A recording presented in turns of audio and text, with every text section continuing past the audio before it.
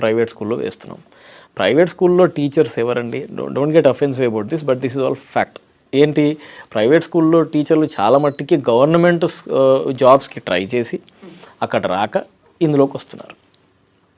వచ్చిన వాళ్ళేమో గవర్నమెంట్ డ్యూటీస్లోకి వెళ్ళి అక్కడేమో పాపం నిరుపేద విద్యార్థులకి బ్యాక్గ్రౌండ్ బాగాలేని వాళ్ళకి చెప్తున్నారు. అక్కడ ఫెయిల్ అయిన వాళ్ళు ఇక్కడికి వస్తున్నారు. ఫస్ట్ ఫెయిల్యూర్ అక్కడే ఉందిగా టీచర్స్లోనే.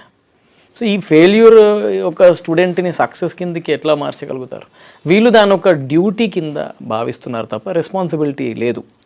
టీచర్లకు కూడా రెస్పాన్సిబిలిటీ తీసుకొని ఈ విద్యార్థిలో ఆల్రౌండ్ డెవలప్మెంట్ కాకపోయినా అట్లీస్ట్ ఒక 2-3 డొమైన్స్లో ఇంప్రూవ్మెంట్ తీసుకురావాలి అన్న విషయాన్ని అసలు స్కూల్ లెవెల్లో కానీ కాలేజ్ లెవెల్లో కానీ టీచర్ చేయట్లేదు.